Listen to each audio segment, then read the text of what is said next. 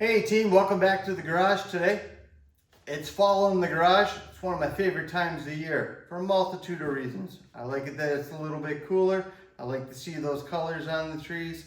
And hey, the place down the road, it's got those awesome Sidewall donuts that come out this time of year. But usually in the fall, that means something in my garage is getting a new set of tires. And I love tires. I always have, ever since I was a little kid in the 80s. And I used to go with my father to the local Goodyear to get new tires on our cars. I just had a love affair with them. And today I want to share with you my latest purchase, which is right here. This is the Continental VikingContact 8. It's a new tire for the 25-26 winter season. I just bought a set to put on my daughter's Accord for when she's at college. She's going to college up near the Canadian border here in New York, and I want her to have the best shot of making it back to campus or off campus safe and sound. So join me as I go through this tire, just kind of give you a little rundown on it. Maybe you're considering it and your local shop doesn't have a set in stock yet. I always like to see tires before I buy them. Wasn't able to do that with this set of tires, unfortunately. So let me share my latest purchase with you here in the garage.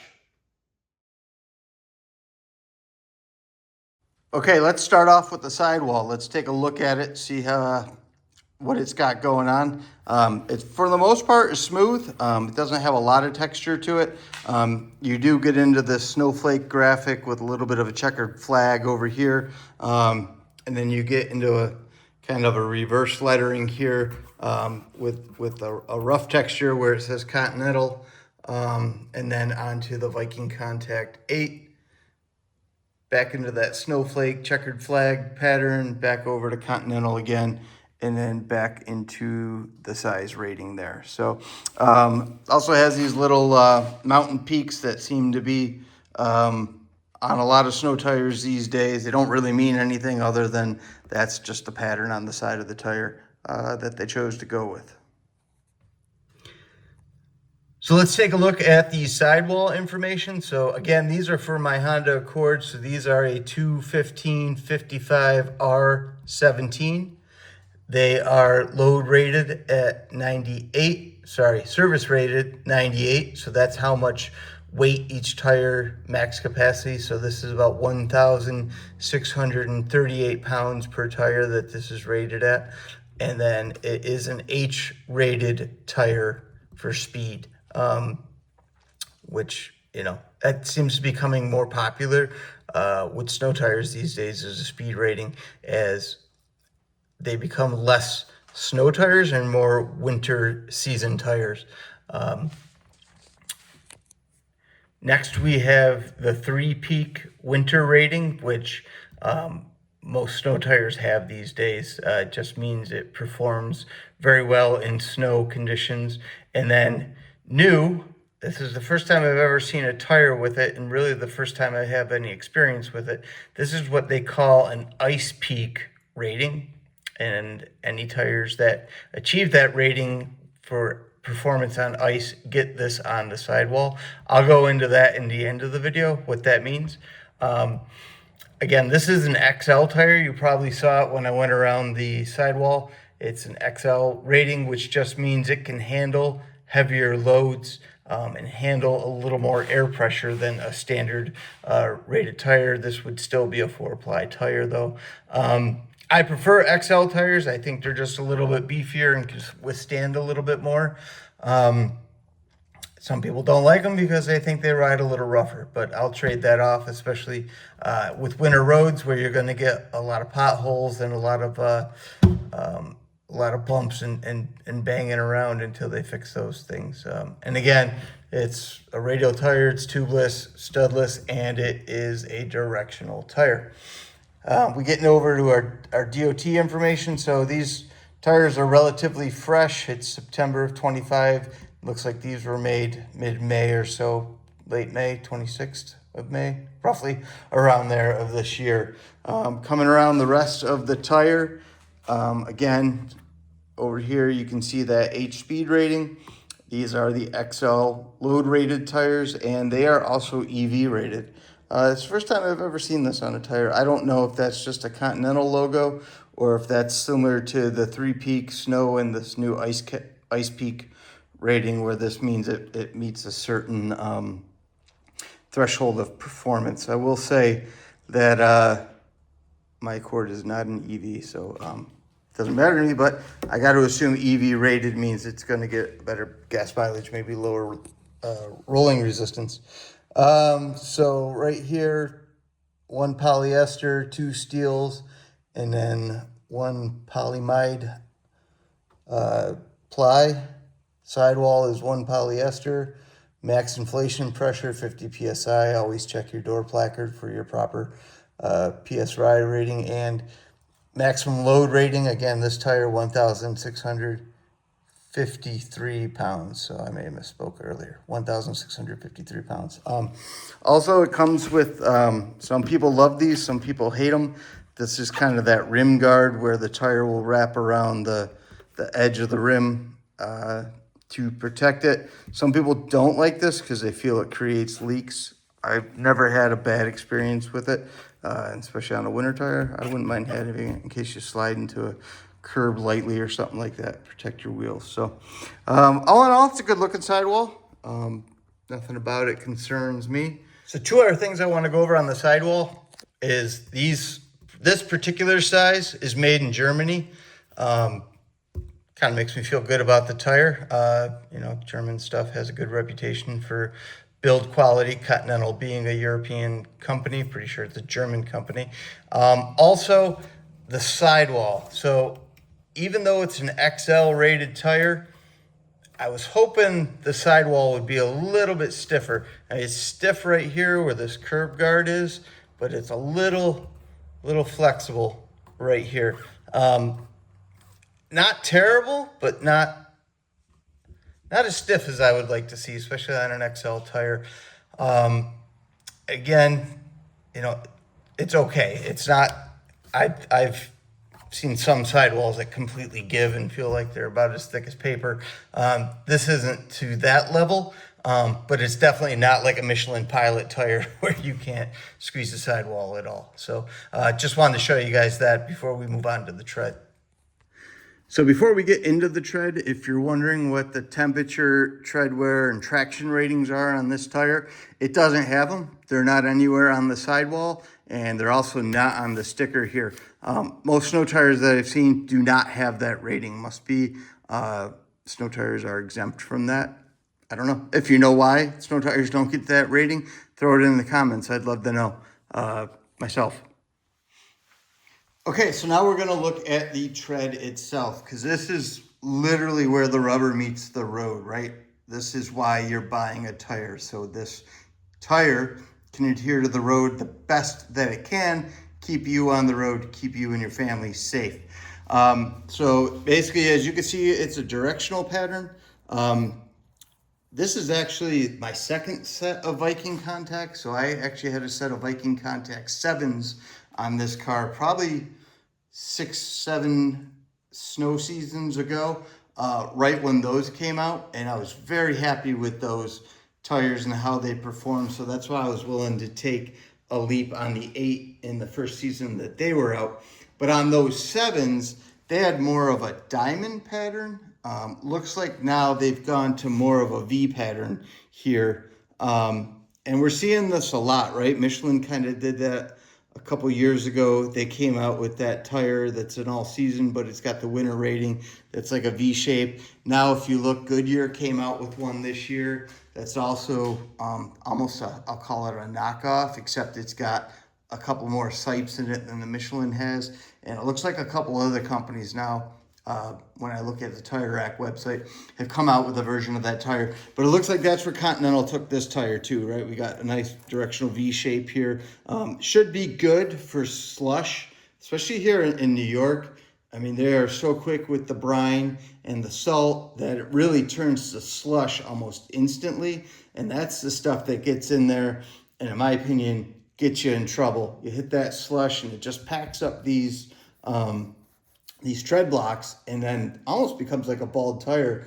but the tire doesn't release it that well, especially when you're coming to a stop at an intersection. You get that greasy snow, and you want a tire that just grips well. So it looks like this will be good for evacuating that slush and water. At the center, hopefully you can see it, there is a rib that runs right through here. So at some point this is going to wear down and that rib is going to be exposed on this tread block. And then in my opinion, that's where you're going to start losing some of your bite, right? Because these tread blocks aren't going to get through the snow and grip. You're going to kind of be sitting on top of that tread block there. So I've got my tread depth gauge here. We're going to go through, we'll do a baseline real quick. Let me zero it out. So off to the side here, right where that yellow stripe is, if I hold this in the right direction. If I take a tread depth reading, we're at 10-30 seconds right there. You know, pretty much average for a tire like this all season. Some winter tires you can get up to 12-30 seconds. So that's our baseline. That's what we want to call usable tread. When I put this on that rib and take a reading, let's see if I can get it here. It's about 6:30 seconds. So you got about 6:30 seconds before you're going to hit that rib, and then your tread pattern is going to change. I don't see anything else here that shows me that your tread pattern will change. Sometimes on all seasons you'll see that. You'll get halfway through your tread pattern and then this rib shows up, and now it's not that good on rain anymore because that rib is blocking water into the tire. I'm running into that on the Bridgestones that I have on my wife's Pilot right now. In the spring, those are going to become Michelin Defenders. Okay, so here's the next thing I want to talk about, and it's not just exclusive to these Continental tires or Continental snow tires in general. This is pretty much what you're going to find on most, I don't want to say extreme performance snow tires, but some of the better ones that do the best when it comes to snow traction. So I'm talking about your Blizzaks, these tires here, your Michelin X Ice type, right? There's a point where this tread wears and becomes less effective or ineffective on snow, and that's not the 2:30 seconds mark that we're all accustomed to. So on snow tires, when you're looking at them, you want to look for these bars right here. You see a bar here and you see a bar here. You'll see them throughout the tread. There's probably going to be 4 or 5 sets of them around the tire. These are not the 2:30 seconds bars that we're used to seeing going across the tires.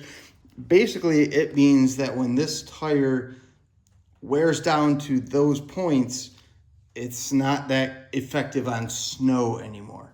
And usually what that means is that you've worn out past these sipes and it's just too thin of a tread block now to be effective. So if you kind of look at an angle down here at my finger, you can see these sipes. They only go so far, you know, roughly down to about right there. And then they're gone. And then this will just be a smooth tread block. So please be mindful that when you buy a snow tire like this, you're not getting all 8:30 seconds before they're illegal of snow performance. So if I were to measure down to that tread block, let me turn this on real quick. We'll measure down to it. So you got 6:30 seconds before this event will become smooth. And then you're gonna have to replace this tire or run it as a summer only tire. So just be mindful of that, especially if you're buying used snow tires that somebody's like, oh, they got 5:30 seconds left of tread. Well, you know, they're probably 1/32 second away from that tread block. So just be very, very mindful. The next thing here, when we talk about these tread blocks, so these have that new Ice Peak rating, which means they perform well on ice, and I'll get into that at the end of the video, what that peak rating means. If you look closely, there is a lot of sipes on here.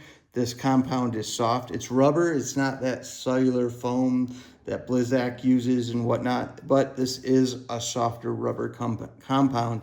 And then added with all these little sipes that are in there, does make it soft, and this is probably why it gets such a good rating on ice. You also see these round little dots there. I'm hoping those are just for manufacturing, and those weren't put there by the engineers for that ice rating to achieve that performance. And then once they wear away, you know, maybe performance goes away. I don't know. We'll see. It'll be a few months before I can actually run these on the snow to see how they perform. But I'm hoping that ice rating isn't just because of that little dot, because that's not going to stick around long at all. But overall, it's a good looking tread pattern. Again, just be mindful on snow tires, especially these. You only got about 30 seconds before they're not going to be very effective on snow. So hopefully this was helpful for you. You like this review of the tire, and it gives you some pointers when you're out there shopping this fall for snow tires for your car. If there's something I missed, let me know. You know, on my next review, I'll try to include it. Or if you have a question about the tire, throw it in the comments. I'll help you out there too, the best I can. But next, we'll talk about that ice peak rating, because I think that's going to kind of be new for everybody this year. And let's talk about that. Okay, so now on to that ice grip symbol that we were talking about earlier. I've done some research into this, and yeah, I'm going to share a page from Tire Rack because I think it sums it up the best without getting a whole bunch of technical documents and reading them to you. But basically, the ice grip symbol assessment uses an agreed upon reference tire as a standard baseline to test over the ice. In order to pass the IGS exam, and there's the ISO reference number for that exam, the tire must display a minimum of 1.18 index or 18% better for on-ice braking as compared to the standard reference tire, as defined by this ASTM F2493. So basically what it is saying is that any tire with this ice peak will perform 18% better than this standard reference tire.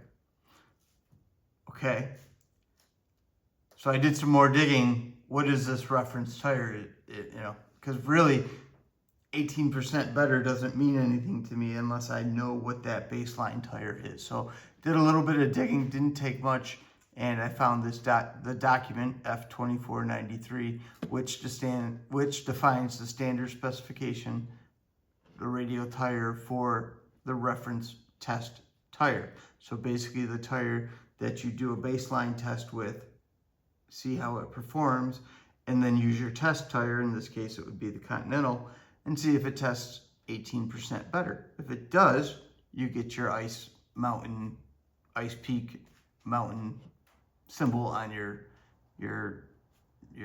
product.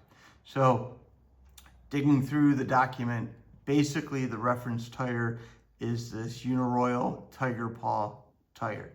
And you can go through here and it'll tell you everything that the tire needs to meet. But basically at the end of the day,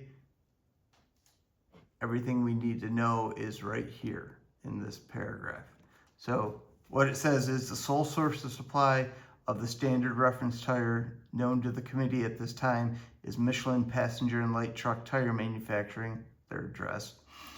And then you specify the size, which is 225/60 R16, Uniroyal Tiger Paw AWP. And that basically says if you're aware of alternate suppliers, please let them know. I can't find anything about this tire online, so I have a feeling this is a pretty old tire that Michelin probably just runs a bunch for testing, but you really can't buy one out on the open market anymore. But looking at the tread, I don't know. I wouldn't expect this tire to be that great on ice and snow to begin with. So, you know, take it with a grain of salt, a little bit of sugar, whatever you want to do. What this ice peak really means, you know, because this is the tire that it has to do 18% better than. I wish they'd use a little bit newer tire technology as a base tire, but that's just my opinion. So that's just a little bit into what that new ice peak symbol means. So thank you for joining me in the garage today as I gave you a sneak peek at this new Continental VikingContact 8 snow tire. This is a new type of review for me, so if there's something I'm missing or something you want to know about the tire, please let me know in the comments and I will keep it in mind for future videos. Thank you for joining me today and I look forward to talking to you soon. Thanks. Bye-bye.